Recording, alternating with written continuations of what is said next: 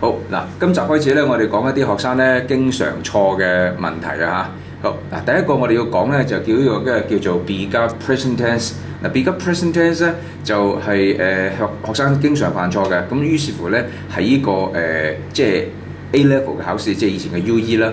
咁咧佢好多時都會考呢一種嘅喺改錯嗰度。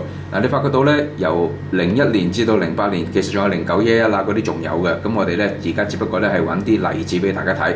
嗱，好似嗰個例子，譬如話喺以下呢5個錯咧，佢根本上咧就係咧呢種就係我哋所講叫做 begun present tense 啦。嗱 ，it is helps to， 咁好明顯咧，真正嘅答案就係查 is it helps。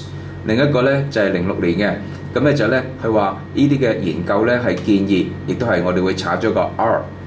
呢啲嘅好 fancy 嘅 clothes 真係睇起上嚟係用 look， 所以因此咧我哋咧係唔會有個 R。另外啦，佢容許啲科學家咧係會咧好容易咧去量度，亦都係啦，量度係主動，我哋唔會有 begun present tense 㗎。咁亦都係啦 ，I suggest 冇咗個 am 嘅。咁有一度好得意嘅就係咧，你發覺到咧01同埋06咧都係咧好中意依個 R suggest 同埋呢個 am suggest。咁即係換句話講咧，考試局咧會觀察得到啲學生咧，可能喺作文嗰度咧，即係好多時咧，我哋講 suggest 嘅時候咧，都會用個 verb to be 㗎。咁同學們咧作文嘅時候咧就要小心啲啦。嗱，咁呢個 be 加現在式咧，呢個咁嘅錯咧，就基於咧有啲學生咧有個錯誤嘅觀念。個錯誤嘅觀念咧就係話咧，係佢哋咧好中意咧係以為現在式咧就會用個 am 行先嘅。咁呢個大錯特錯啦 ，every day。咁咧亦都以為咧係過去式咧一定要 was 行先，咁亦都係大錯特錯啦。咁其實嚟講咧，記住咁咧現在式咧同埋過去式咧係冇需要用 verb to be 行先嘅，即係好似個例子，譬如話我返學每日嘅，咁你咪 I go 咪得咯，係咪？咁你唔需要加依個㗎。又或者係咧過去式嘅時候咧，你就話 I went to school yesterday， 咁啊搞掂啦，係咪？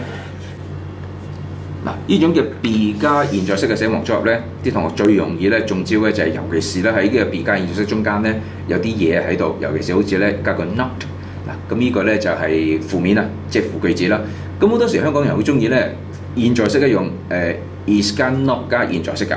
咁但係其實你哋話呢個 I'm not living in Yunnan 呢個一定有問題嘅。咁大家知道咧，現在式咧係用 do not does not 加現在式，應該係咪？好似呢度嚟講就係啦 ，I do not live in Yunnan。好啦，另外仲有啦，過去式咧佢哋都好中意咧將個 was not 轉做開頭嘅，呢個 I was not going to school yesterday 咧，亦都係咁樣錯啦。咁所以因此咧，過去式嘅 negative 咧一定係嘅，一定係 did not。上次就話 I did not go to school yesterday。喺呢個UE 嘅0190條咧，亦都出現咗呢一個一模一樣嘅，就叫 be 加現在式㗎。佢話 They are not accept returns。嗱，咁呢度嚟講咧，亦都係啦。咁由於啱啱至講過啦，現在式係唔會用呢個 pattern 嘅，用 do。上次我哋呢個答案咧就係 They do not accept do 啊。好，嗱。咁咧就頭先就講個 not 喺中間啦，今次咧喺個 nan 嘅中間 ，nan 喺中間啦嚇。咁咧就咧點咧？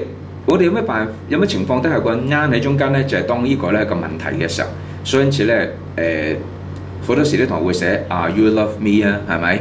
咁當然咧就唔係太多啦嚇。咁呢個當然係錯啦，亦都呢個係死亡組合啦。我哋應該係 do you love me？但當然啦，如果過去式咧有啲同學寫 were you love， 咁應該係 did you。